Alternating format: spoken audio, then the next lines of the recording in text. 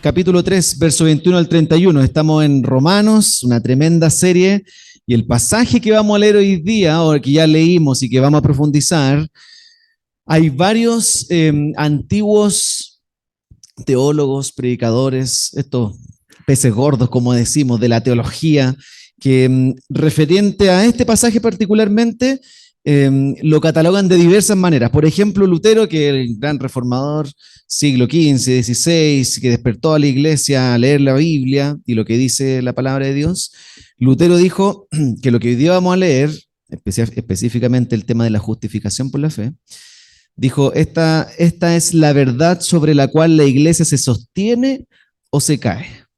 Si no estamos claros en lo que hoy día vamos a ver, dice Lutero, o nos sostenemos ahí o nos caemos de esto. Pero no es algo así como que podemos tomarlo a la ligera. Otro predicador, Martin Lloyd-Jones, dijo, estos versículos son los versos más grandes de toda la Biblia. Esa era la magnitud de los versículos que acabamos de leer. No sé si cuando lo leímos tú tuviste como dijiste, otro pasaje más. Pero para estos grandes teólogos era uno de los versos, son de los versos más grandes de toda la Biblia. J.I. Packer, un tremendo también pastor y predicador, dijo, esta enseñanza de la justificación por la fe, lo que vamos a ver hoy día, es el Atlas. ¿Saben en la mitología griega, no es cierto? Un titán griego sosteniendo el mundo, que sale como así en esculturas y sale sosteniendo el mundo. Ya. Packer dijo, la enseñanza hoy día es como el Atlas que sostiene la totalidad del Evangelio. ¿Ya? Solamente te lo estoy pensando para que hagáis como el peso del pasaje que hoy día estamos viendo. No quiere decir que los demás no sean importantes, que sean menos bíblicos o que tengan menos relevancia, pero aquí en estos versos vamos a encontrar el corazón de todo lo que necesitamos en nuestra vida, el corazón del mensaje cristiano. Ahora, solamente para recordarte y refrescarte, hemos estado viendo en Romanos, hemos pasado y estamos pasando a través de los pasajes más oscuros prácticamente de toda la Biblia, como el barro que dijimos, ¿no es cierto? Desde el capítulo 1, verso 18 hasta el sermón del domingo pasado, hasta el capítulo 3, verso 20, ha sido pasar por este barro difícil, recibir y escuchar cosas de Dios, de su manera de analizar y decir cómo está el ser humano, cuál es la condición del ser humano. Y esto tenemos que tenerlo súper claro. Pablo ha dicho que Dios ve al ser humano como merecedores del juicio de Dios, tanto personas inmorales que no están ni ahí con Dios, o personas más moralistas que tienen ciertos valores, o personas que son más religiosas. Todos, dice Pablo, están condenados al juicio. Nadie tiene excusa frente a Dios de traer su currículum y decir, mira Dios, cómo estoy, lo que he hecho, quién soy. Nada de eso sirve para presentarse ante Dios y que Dios te acepte, te perdone, te ame. Y esto hay que tener súper claro. Tenemos, como dijimos o hemos dicho a lo largo de esta serie, tenemos que tener súper claro, aprender a vernos a nosotros mismos. ¿Quién soy frente a Dios? ¿Cómo Dios me ve? ¿Y cuál es el diagnóstico que Dios hace de nuestra realidad? Entonces hemos dicho puras malas noticias hasta ahora. Yo sé que no han sido los domingos más animantes de tu vida, pero es súper animante saber la verdad y decir, ok, esta es la condición en la que estoy, en la que está el mundo. Ahora entiendo por qué la situación de nuestro país está como está. Y empieza a hacer sentido. Entonces, lo único que necesitamos a esta altura es que alguien haga algo por nosotros, porque nosotros no podemos hacer nada para reparar el problema. Y eso es lo que hemos visto hasta aquí en Romanos. Y ese que puede hacer algo, obviamente, es Dios mismo. Y eso es lo que vamos a ver hoy día. Vamos a ver tres cosas hoy día relacionadas a lo que Dios hace frente a esta realidad del ser humano. ¿Ya? Y ahí lo voy a ir poniendo. Vamos a ver estas tres cosas. ¿Qué hace Dios? ¿Cómo lo hace? ¿Y para qué lo hace? Súper sencillo. Vamos a ver el qué, el cómo y el para qué. ¿Qué hace Dios? ¿Cómo lo hace? ¿Y para qué lo hace? Porque hoy día vamos a estar viendo la solución a nuestro grave problema con Dios. Entonces, en primer lugar, ¿qué hace Dios? Y ahí lo vemos en los primeros versos del 21 al 23. Ahí vamos a tener lo que Dios hace. Y aquí tenemos una de las palabras más importantes casi en toda la Biblia también. Por eso son de los versos más famosos y relevantes de toda la Biblia prácticamente, porque ya al inicio del verso 21 le hace todo el sentido y el cambio y el contraste. El gran pero que tantos teólogos dicen, este es el pero más importante de toda la Biblia, el del verso 21 del capítulo 3. Pero. Ahora, ¿no se te has dado cuenta que en la vida existen varios peros? Este no es el único pero, hay varios peros en la vida. Ahí están los peros de ruego. ¿Has escuchado esos peros? Pero amor, yo te amo, perdóname, nunca más lo vuelvo a hacer. Esos peros de ruego, así, por favor. Están los peros de reclamo, cuando uno manda al uno de los dos hijos, el que tiene que ir a arreglar, recoger todos los juguetes, cuando el otro también votó todo, pero tú mandas al mayor. Pero mamá, no es justo. Pero mamá, pero papá también puede ser. Pero de reclamo, ¿cierto? Por la injusticia. O están los pero de colapso, esa misma mamá o papá que manda al hijo. Pero nada, me va a recoger los juguetes. ¿Ya? Colapsado. Hay varios peros en la vida. Y hay peros de contraste, que probablemente son los peros más hermosos dentro del lenguaje y dentro de la Biblia también. En este caso, el pero más importante de la Biblia y de la historia humana. Pero, ahora, a veces uno no pasa por alto estas palabras y yo siempre les decimos aquí en la Iglesia Puente, los conectores son muy importantes dentro de la Biblia. El verso 21 no está aislado del verso 20 y esos conectores, pero son súper relevantes. Déjame recordarte nomás, el capítulo 3, verso 20 terminó diciéndonos que nadie puede ser justificado delante de Dios, nadie puede decirle a Dios, Dios, acéptame porque cumplo con lo que tú pides, sino que, o ya que la ley, el cumplir la ley, evidencia nuestro pecado. No podemos presentarle a Dios, mira todo lo que he hecho, porque la ley nos dice, en realidad, estoy mostrando que tú eres pecador. No puedes hacer nada para acercarte a Dios. Así terminó el verso 20. Por tanto, nadie será justificado en presencia de Dios por hacer las obras que exige la ley. Más bien, mediante la ley cobramos conciencia del pecado. Y ahí viene Pablo, capítulo 3, verso 21. Pero ahora viene la buena noticia. Sin la ley entre medio, sin los requerimientos de este alto estándar de Dios, se ha revelado, se ha manifestado, se ha hecho evidente la justicia de Dios, dice Pablo. En otras palabras, Dios está ofreciendo una manera completamente diferente de acercarse a Él. Algo completamente diferente a lo que todo el ser humano tiene en su mente de cómo acercarme a Dios. Dios está ofreciendo en este momento una manera completamente diferente y diciendo, esta es la manera de acercarse a mí. Por eso me encanta el cristianismo, porque ofrece algo que nadie más ofrece. Promueve algo que ninguna otra organización, movimiento o religión promueve en el mundo. Todo el mundo trata de acercarse a Dios ofreciendo su justicia mediante tu currículum y decirle a Dios, mira, aquí están todas mis buenas capacidades. Por eso debiera aceptarme Dios. El cristianismo enseña que no podemos ofrecer nada a Dios para que nos acepte, sino que Dios ofrece a sí mismo para salvarnos. Eso está diciendo, yo ofrezco mi justicia, no tú me puedes ofrecer la tuya. Como dice Tim Keller a raíz de este verso, dice, por primera y última vez en la historia se ha revelado una forma insólita de acercarse a Dios. Insólito. Hasta ese momento no sé cuántos habrán entendido eso, pero esto es completamente insólito. Sin la mediación de la ley se ha manifestado la justicia de Dios, de la que dan testimonio la ley y los profetas, todo el Antiguo Testamento.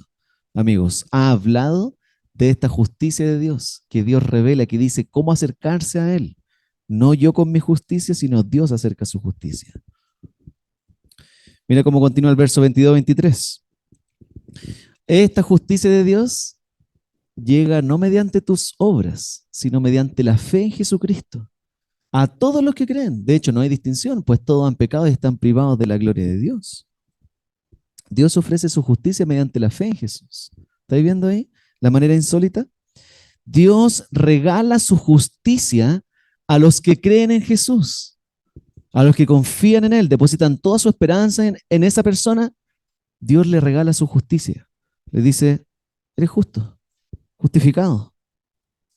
Por lo tanto, en lugar de llegar con tu currículum para ofrecerle a Dios y que Dios te acepte, Dios te acepta cuando rechazas tu currículum y te abrazas al currículum de Cristo y dices, ahí están todo lo que tú necesitas, esperas y quieres de un ser humano que yo no puedo alcanzar, Él lo tiene.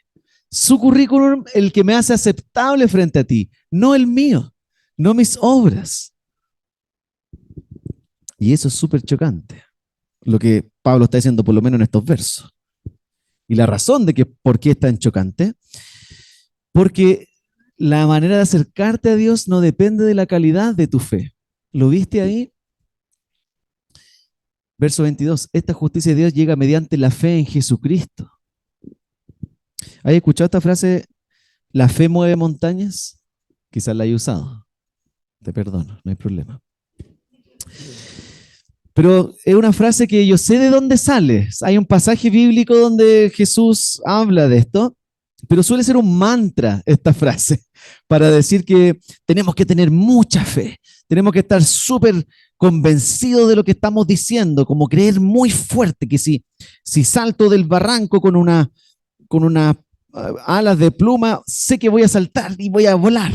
Tengo que creerlo muy fuertemente, que si juego el loto este fin de semana, me lo voy a ganar. Lo creo fuertemente. Eso es como la fe mueve montañas, ¿cierto? Como que todo está depositado en tu capacidad para creer. Pero lo que Pablo está diciendo acá es que no se trata de tu fe, la que te salva, la que te presenta ante Dios, sino que el objeto de tu fe, Jesús, en quien deposito mi confianza. Por lo tanto, no es la fe la que salva, sino el objeto de mi fe. En ese pasaje que habla de las montañas, donde si tuvieras fe como un grano de mostaza, estas canciones, las bailamos esas canciones cuando éramos, hace poco tiempo, cuando éramos jóvenes, íbamos a unos eventos de jóvenes, de evangelismo en las calles, teníamos sesiones en la noche que tocábamos, si tuvieras fe, y cantaba, y José saltaba con todos los cabros, me acuerdo ahí, cuando saltaba, ¿no es cierto, hermano? Ahora se agota más rápidamente. Y cantábamos esas canciones, ¿no es cierto? Y ese pasaje siempre nos recuerda, hay que tener fe y voy a decirle a esta montaña que se mueva. Pero cuando tú ves ese pasaje, lo que Jesús está haciendo es todo lo opuesto a motivarte a tener fe. O sea, sí lo quiere, pero no está adulando tu fe. O por lo menos la de los discípulos en ese pasaje. Es todo lo opuesto. Jesús reprende a sus discípulos. Está como choreado con sus discípulos. Porque dice, ¿hasta cuándo? En tan poca fe. Porque vienen a Jesús, trataron de liberar un demonio, sacar un demonio de un niño. Y no pudieron hacerlo. ¿Por qué no pudimos, Señor? Y ahí Jesús como que santamente colapsa, ¿no es cierto? Sin pecar. Y dice, ¿por qué tienen tan poca fe? Si tuvieran fe como un grano de mostaza, podrían decirle a esta montaña que se mueva. Lo que Jesús está diciéndoles, ni siquiera esa cantidad de fe tienen. Ni siquiera como un grano de mostaza tienen fe. Y no es por la cantidad que tengan más o menos fe, sino que no están confiando en lo que yo puedo hacer. ¿Dónde estás depositando tu confianza? Entonces, ¿qué es lo que hace Dios? En resumen del primer punto, ¿qué hace Dios? Dios ofrece su justicia, regala su justicia. Él dice quién es justo, te declara justo, te hace aceptable delante de Él a través de la fe en Jesús, de una persona. Y esa es una manera insólita y contracultural hoy día. Ahora, ¿cómo lo hace? Esa es la segunda pregunta. ¿Es así de fácil? ¿Creo en Jesús y me va a perdonar? ¿Y me va a aceptar? Es demasiado fácil. Es fácil para nosotros, pero para Jesús no fue fácil. A Él le costó su vida y eso es lo que vamos a ver. ¿Cómo lo hace? Es el segundo punto a continuación, del verso 24 al 26. ¿Cómo lo hace para que sea tan fácil para nosotros creer en Jesús y que seamos perdonados, justificados, declarados justos, inocentes de nuestro pecado, nuestra rebelión ante Dios? ¿Cómo lo hace tan fácil? La respuesta que nos dan estos versos es que ofrece a su propio Hijo de manera completamente gratuita, como un sacrificio de rescate por nuestra salvación. Eso es lo que hace. Mira el verso 24 al 26. Léelo tú mismo ahí siguiendo el pasaje, verso 24. Pero por su gracia son justificados gratuitamente mediante la redención que Cristo Jesús efectuó. Dios lo ofreció como un sacrificio de expiación que se recibe por la fe en su sangre, para así demostrar su justicia. Anteriormente en su paciencia Dios había pasado por alto los pecados pero en el tiempo presente ha ofrecido a Jesucristo para manifestar su justicia. De este modo Dios es justo y a la vez el que justifica a los que tienen fe en Jesús. ¿Está dando cuenta? Dios ofreciendo a su propio Hijo para pagar el crédito, como dice, no sé, palabra que no nos gusta hablar de crédito, ¿no es cierto? Verso 26, en el tiempo presente o antes, ¿no sé? Dios había pasado por alto los pecados, como una tarjeta de crédito que va acumulando el cupo, se va haciendo grande, oh, está colapsando la tarjeta, pero alguien tiene que pagar ese crédito. Dios lo paga, ofrece a su Hijo, en el tiempo perfecto, preciso, presente. ¡Pum! La deuda está saldada.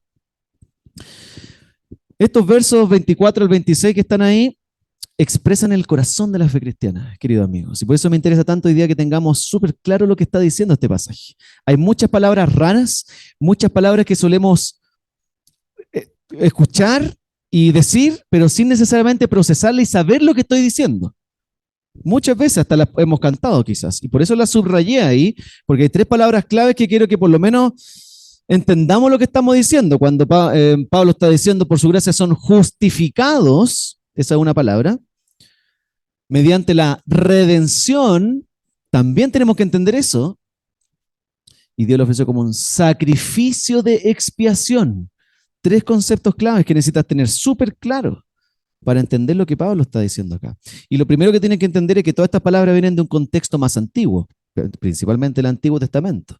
Y son palabras que se usaban en diferentes contextos culturales también. Por ejemplo, cuando Pablo dice justificados, está usando un lenguaje técnico propio del ámbito de las leyes. Hablar de justificación, justicia, justificado, es lenguaje legal.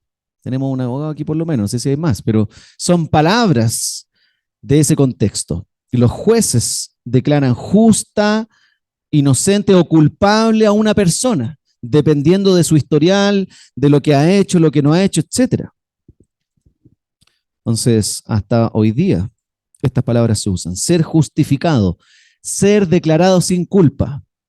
A los que somos más, bueno, no sé si todavía se sigue usando, pero en los colegios, cuando no iba a ir al colegio, mi mamá tenía que mandar un justificativo, porque si yo decía estoy enfermo, no me iban a creer. La mamá tiene que firmar y avalar que es verdad lo que estoy diciendo. Alguien tiene que justificar mi inasistencia. Alguien tiene que declarar por mí que realmente estoy enfermo. Entonces, Pablo está diciendo, por su gracia son declarados justos gratuitamente ante Dios. El juez dice, eres justo, sin culpa. Te declaro inocente, absuelto. A eso se está refiriendo Pablo. Redención, ¿a qué se está refiriendo con redención? Es una palabra que se usaba en el contexto del mercado de esclavos en aquellos tiempos antiguos. Y simplemente significa rescate. Ser redimido significa ser rescatado. Y eso es lo que ocurría en el contexto de los esclavos. Se redimía o se rescataba a una persona que estaba bajo el yugo de un amo al pagar un alto precio por su liberación. Entonces, por lo menos está diciéndonos que Dios nos declara inocentes, justos, a través de un rescate que Cristo Jesús efectuó. Él fue al mercado de los esclavos, esclavo al pecado, esclavo al diablo, a la muerte, a la condición pecaminosa de nuestra naturaleza. Fue a ese mercado y sacó y liberó esclavos de ahí, pagando él el precio por la liberación. Y por último dice que lo ofreció como un sacrificio de expiación. Hay algunas otras traducciones, quizás tiene alguna otra Biblia con otra traducción que dice propiciación. Si ya expiación enredado, propiciación se pone más difícil la cosa. Pero simplemente es porque los teólogos tratan de, o los que traducen la Biblia, tratan de definir esa palabra en el original y poner una sola palabra, pero es difícil, no se puede poner una sola palabra para describir lo que quiere decir en el lenguaje original. Por lo tanto, algunos ocupan expiación y otros ocupan propiciación, pero ambas palabras están juntas, se traslapan, pero quieren expresar algo. Y lo único que está diciendo, por un lado, cuando ves la palabra expiación, Jesús es el sacrificio de expiación, simplemente está diciendo que la palabra expiación expresa la eliminación de la ofensa. La expiación es limpiar, expiar, sacar, eliminar la ofensa de la persona. Limpiar el historial, como uno limpia el historial del computador, del celular. Limpieza del historial. Y propiciación, que es la otra palabra que suele aparecer también, incluye la expiación, la limpieza del historial, pero propiciación tiene la idea de apartar y remover la ira de Dios. Esas son las dos palabras que está ocupando Pablo acá.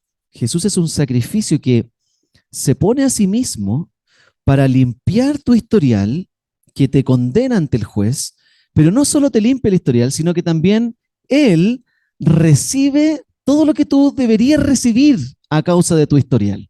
Y aplaca y se pone entre medio de ti y de la ira de Dios y recibe todo el castigo. Eso está diciendo expiación y propiciación. Y en el Antiguo Testamento, para que todo esto ocurriera, justificación, un rescate y hubiera un sacrificio de expiación y limpieza del pecado, se tenía que ofrecer un sacrificio y generalmente era un animal. Cuando tú lees el Antiguo Testamento ves mucho, no son asados, ¿no es cierto?, sino que eran sacrificios que se ofrecían, obviamente también se comían la carne después, pero son sacrificios ofrecidos a través de animales que tomaban el lugar del pueblo. Eran, en vez de que el pueblo fuera a recibir el castigo de Dios, pescaban animales y los ponían como representantes del pueblo. Y eran sacrificados los animales, y los animales tenían que cumplir ciertos requisitos, que fueran animales limpios, sin mancha, sin defecto, para ofrecérselo a Dios. Ellos son los que mueren en nuestro lugar. Ese era el precio que se tenía que pagar, con una vida, no de una persona, sino de un animal. Pablo está diciendo, todo ese contexto del Antiguo Testamento lo está trayendo a Romanos, y nos está diciendo, ahora el sacrificio no es un animal perfecto sin mancha, sino una persona perfecta sin mancha. Delante cantábamos, el cordero y el león. Son las imágenes que se ocupan para Jesús. Hay un cordero que fue sacrificado. Jesús fue ofrecido como un sacrificio de rescate para limpiar nuestro pecado, nuestro historial, aplacar, tomar sobre sí la ira de Dios. Y todos los que creen en lo que Él hizo son declarados justos, justificados, inocentes. El juez supremo dice, está pagado. Él cargó con lo que tenían que cargar tú y tú eres libre, puede irse sin culpa. En otras palabras, si hacemos un resumen desde capítulo 1, 18 hasta acá, y te acuerdas del capítulo 1, verso 18, ¿quién estaba enojado en ese verso? ¿Te acuerdas? Ciertamente la ira de Dios viene rebelándose contra toda impiedad y maldad del ser humano. ¿Te acuerdas? Dios estaba enojado. ¿Quién está proveyendo el sacrificio? Dios mismo. ¿Quién es el sacrificio? Dios mismo. El que estaba enojado se puso a sí mismo como el sacrificio que recibe toda su propia ira para nosotros declararnos justos. El ofendido, el juez, se ofrece como sacrificio para pagar nuestra ofensa y declararnos sin culpa. Martín Lutero llamó a esta idea de que Dios toma nuestro lugar, lo llamó el gran intercambio. Dios hace un intercambio, te saca del lugar de los acusados y Él se pone ahí recibiendo todo lo que tú merecías recibir para que tú seas libre. El gran intercambio.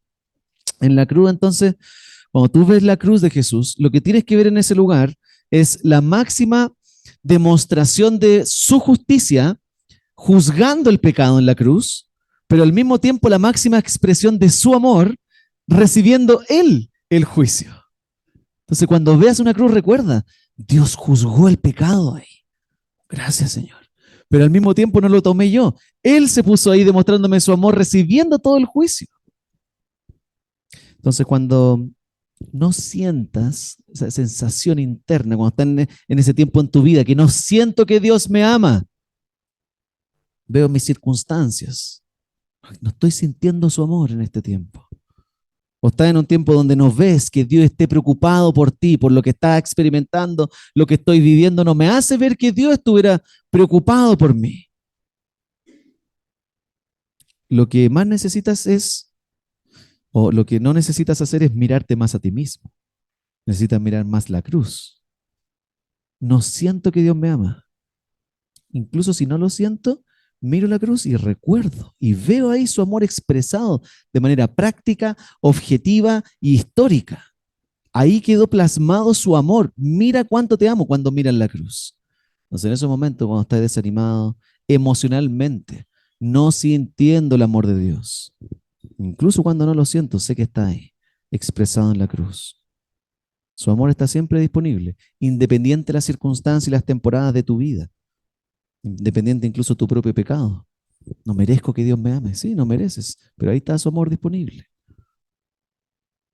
Independiente de tu falta de fe, no tengo fe ni siquiera como la semilla de mostaza, no importa, ahí está su amor expresado.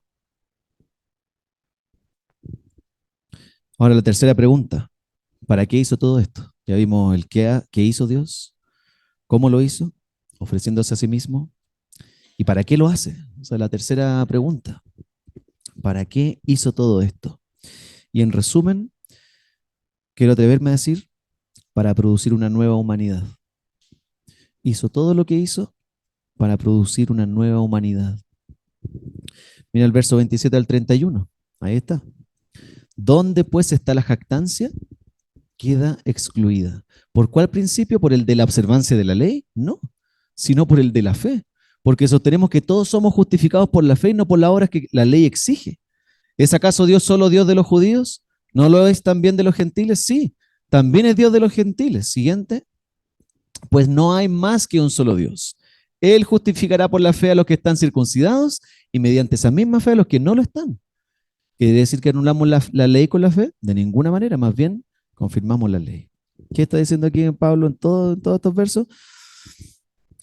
Lo que Dios hace lo hace para producir una nueva humanidad entre judíos y gentiles. No hay división, no hay separación de razas. Y nadie se puede enorgullecer o jactarse de nada, sino solamente de lo que Cristo hizo. Por eso parte diciéndolo eso, Pablo. ¿Dónde queda la jactancia? No podemos jactarnos, no podemos enorgullecernos de lo que somos, de lo que hacemos, de lo que cumplo. No puedo jactarme de nada delante de Dios de eso, más que solo del currículum de Jesús. Por lo tanto, Pablo está diciendo, la fe y la jactancia son como agua y aceite, no van juntas, porque dice, queda excluida la jactancia por la fe. Estas dos cosas no pueden ir unidas, se repelen. Ahora, ¿a qué se refiere con la jactancia? Simplemente Pablo está diciendo todo aquello en donde tú depositas tu confianza. Eso es jactarse, no es solamente como me jacto de... No, no. Todo aquello donde pongo mi confianza, donde mi corazón descansa, puede ser algo o alguien. Y eso me provee mi identidad, mi seguridad, mi valor como persona. En lo que te jactas es lo que te define, en otras palabras. Mis logros profesionales, mi estatus social, mi moralidad, mis apariencias, etcétera. Si pierdo eso en lo que me jacto, siento como que mi vida se viene al suelo, como que pierdo todo lo más importante. De hecho, el mismo apóstol Pablo cuenta su propio testimonio. ¿Lo habéis leído alguna vez? En Filipenses capítulo 3, verso 4 para adelante, lo puse en la siguiente lámina ahí para leértelo. Pero él dice que antes de conocer a Cristo tenía mucho de qué jactarse, de mucho de qué enorgullecerse. ¿Lo he visto ahí? Te lo voy a leer. Él mismo cuenta su testimonio, es impactante. Dice, yo mismo tengo motivos para tal confianza. Ahí está. Yo mismo tengo motivos para enorgullecerme de mis logros. Si cualquier otro cree tener motivos para confiar en esfuerzos humanos, yo tengo más, dice Pablo. Más encima se jacta de su jactancia. Verso 5, circuncidado al octavo día, del pueblo de Israel, de la tribu de Benjamín, así de los más bacanes, hebreo de pura cepa. En cuanto a la interpretación de la ley, fariseo, conozco perfectamente la ley. Nadie me puede hacer un examen aquí y lo fallo. No, en el CEP me iría perfecto porque conozco toda la ley. En cuanto al celo, perseguidor de la iglesia. En cuanto a la justicia que la ley exige, los estándares de la justicia de Dios, intachable. Nadie encontraría ni una arruga en mi comportamiento como religioso. Tengo de qué jactarme, dice Pablo. Ahí está toda su identidad. Dice, todo lo que lo definía, la nacionalidad, las tradiciones, los logros académicos, sus logros profesionales, etcétera. Pero después si tú sigues leyendo, no te lo puse ahí, pero si sigue leyendo los siguientes versos, Pablo dice, todo eso que me definía, que para mí era ganancia, ahora es pérdida al lado de conocer a Cristo. No sirve de nada. Todo mi currículum que yo le traía a Dios constantemente y que me hacían sentir tan orgulloso de mí mismo y que me hacían sentir que Dios me tenía que amar por mi desempeño. Conocí a Cristo y todo esto no sirve de nada, de nada. Y dice, estiércol, es refinado para decir. Es decir, Pablo renuncia a todo lo que lo enorgullece y le da estatus para ganar a Cristo. Las dos cosas no pueden ir juntas. En Cristo encuentro todo mi valor. Por lo tanto, los cristianos, amigos, si tú eres cristiano, podemos vivir con completa confianza y seguridad, no en lo que nos ofrece este mundo o lo que nosotros podemos alcanzar y lograr, sino únicamente en lo que Cristo ofrece y logró por nosotros. Y cuando estamos anclados ahí a lo que Él hizo y su currículum, podemos vivir completamente seguros y confiados. Voy a cerrar con un cuadro comparativo que hice, basado en unos comentarios que tiene Tim Keller en Romanos. Él no tiene el cuadro, tiene varias frases de cosas. Yo hice un cuadro para comparar los frutos de la jactancia. ¿Qué produce una vida de jactancia? Suena raro decir jactancia, como que uno se anda jactando, riéndose así malvadamente. No, jactancia, como te dije, es fruto de depositar mi confianza y mi esperanza en las cosas equivocadas. ¿Vale? Y hay fruto de eso, pero también hay fruto del Evangelio.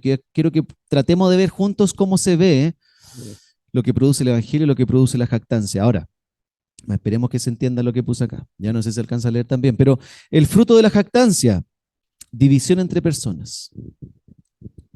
Obviamente, cuando empezamos, nos, nos podemos jactar de nuestra propia raza, por ejemplo, nuestra propia nacionalidad, como lo hacía Pablo, nuestro propio estatus social, nuestros propios logros personales. Y esa jactancia, si deposito mi confianza en todas esas cosas, va a producir prejuicios frente a otros que no son como yo. Hostilidad, violencia. Y por eso empezamos a ver todo lo que hoy día vemos en nuestra sociedad. Pero Pablo, y estamos viendo aquí a los que creemos que somos justificados por la fe, sabemos que hay reconciliación, fruto del Evangelio hay reconciliación, porque sé que Dios me acepta por gracia. No necesito demostrar ni alcanzar ningún tipo de logro o valor social. No necesito encontrar mi identidad en las cosas de este mundo. No necesito validarme ante los demás. Mira quién soy. Este es mi super currículum. No necesito nada de eso. Dios vio mi currículum, no me sirve de nada. El currículum de Jesús me sirve nada más que demostrar. Y puede haber reconciliación. Fruto de la jactancia. Bueno, podemos empezar a negar la realidad, no ver el pecado como nación, por ejemplo, no ver nuestras fallas, no ver dónde estamos pecando como país.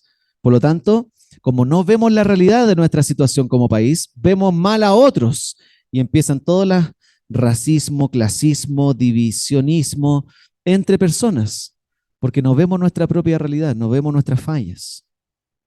Empezamos a creernos superiores a otros. Y cuando nos empezamos a creer superiores a otros, empezamos a rechazar todo tipo de crítica y ataque hacia nosotros. Y obviamente nos defendemos ante cualquier tipo de crítica, porque soy superior. Si nuestra confianza, si depositamos toda nuestra jactancia en el amor de otras personas, por ejemplo, si toda mi esperanza está en el amor que me da mi papá, mi esposo, mi esposa, mis hijos, si toda mi confianza está en ese amor, nunca vamos a querer confrontar a ese amor, a esa persona, por miedo a perder ese amor. Si toda mi esperanza y mi jactancia está en eso, voy a evitar todo el tiempo los problemas en las relaciones. No voy a querer decirle nada al otro nunca que lo vaya a dañar, porque si no voy a perder todo eso, todo su amor donde está puesta mi confianza. Y nunca voy a decir la verdad. Pero el fruto del Evangelio, de ser justificados por la fe, podemos aceptar la realidad, no negarla. El Evangelio nos da el fundamento para que todas esas críticas, evaluaciones de otros hacia mí y malas noticias incluso puedan ser manejables. Puedo ver mis fallas, puedo ver mi pecado, claramente. Y cuando lo veo, no me asusto, sino que me sorprendo por cuán amado soy por Dios, a pesar de mi pecado, mis fallas, por su gracia. Entonces, cuando veo mi pecado, no me alejo de Dios. Ay, Dios, soy muy pecador, no te acerques. Cuando veo mi pecado me hace atraerme más hacia Él. Te necesito, Señor, más. Fruto de la jactancia, por último, hay mucha ansiedad cuando ponemos toda nuestra confianza en cosas incorrectas. Hay mucha ansiedad. Cuando las cosas en las que nos jactamos y ponemos nuestra esperanza se ven amenazadas, ¿qué va a pasar en tu corazón?